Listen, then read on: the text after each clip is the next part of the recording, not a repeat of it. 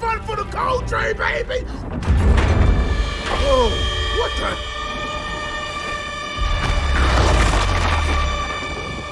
Oh, no! Cold!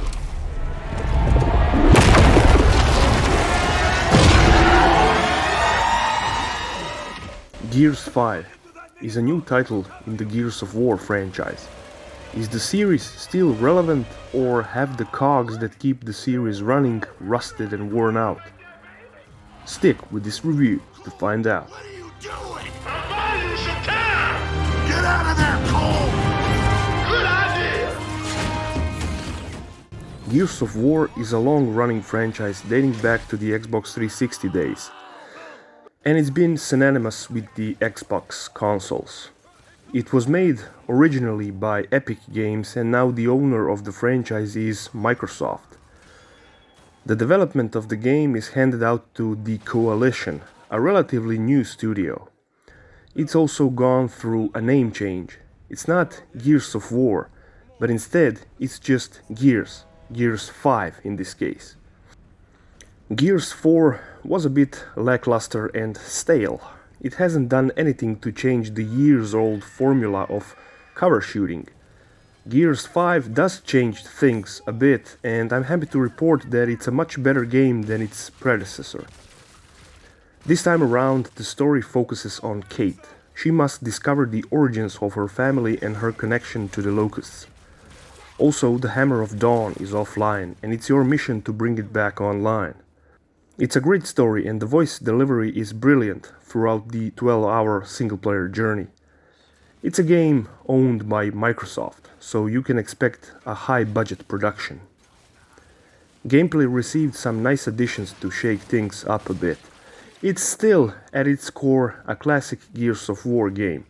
It's a cover shooter at heart, and it's nothing wrong with that. After all, Gears of War popularized and refined that particular genre. You can go from cover to cover and shoot tons of locust creatures. The core shooting is great. All the weapons have a great impact and a sense of punch. And the standard weapons from the series are back. Your trusty Lancer with a chainsaw in particular. It never gets old to hack an enemy in half using your Lancer's chainsaw. Then there's a selection of other weapons as well.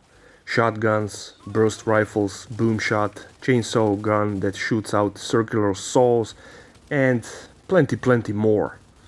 What seems like the biggest change to the combat is your bot companion, Jack. It may seem ridiculous, but Jack is, really, the jack of all trades. You control Jack and you can use a selection of powers.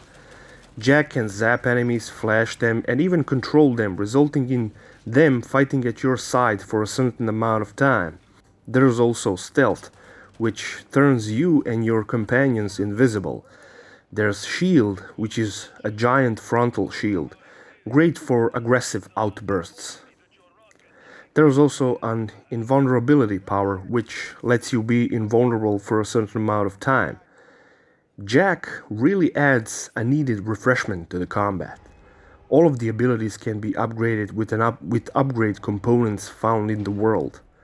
Also, a great addition to the combat is the destructive environments. There's a frozen lake, for example, and you can shoot the lake to make the enemy fall in the lake. Pretty awesome. There's also an open world for you to explore. Sort of. Origin point was scrambled. Okay then. We track the message back to the source, to whatever comm towers it passed through. Gears 5 is not an open world game, but Acts 2 and 3 have an open map for you to explore. You have a skiff, which is a vehicle that you drive using wind to move through this open world. It's a fun vehicle to drive, I have to admit. You use this vehicle to go down to your mission objectives. You can even do some side quests in these two acts. It's not a robust, big sprawling open world, but it's a nice addition and break from all the linear shooting of the past games. Hopefully the world will be more fleshed out in Gears 6. I love the theme of these two free-roaming acts. Act 2 is all about snow and freezing, and Act 3 is all about sand, desert, and heat. I especially loved the chapter 2. The snow is so good looking in Unreal Engine 4 the game is using. I've played the game on my rig, i7 4770, 16GB of DDR3 clocked at 1600 MHz, Vega 64 graphics card and an SSD.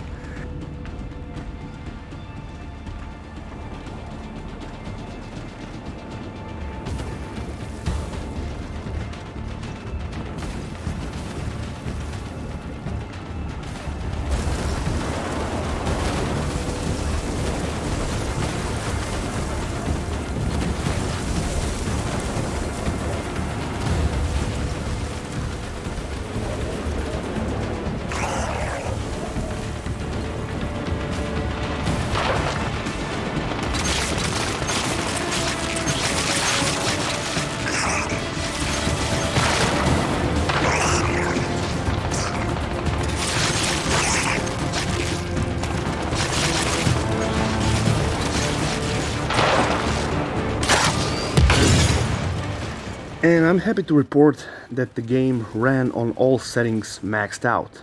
I played on my 1080p 60Hz monitor with a locked frame rate to 60 FPS, but I used downsampling / supersampling.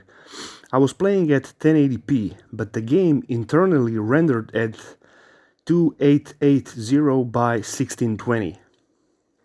The game uses Unreal Engine 4. It's really one of the best engines ever created. Everything looks sharp and very detailed. The particles are especially good looking. It's an amazing looking game, but it's also a very well optimized and scalable. It runs on a variety of machines, from low end to high end.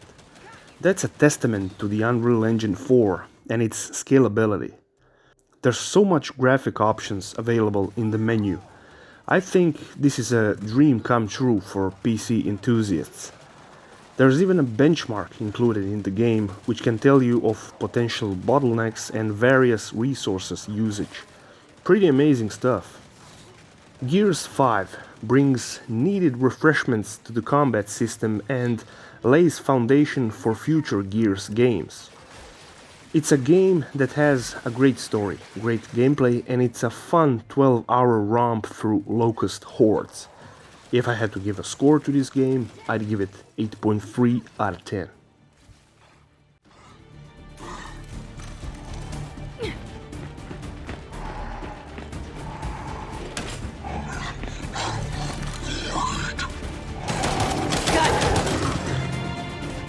You're done.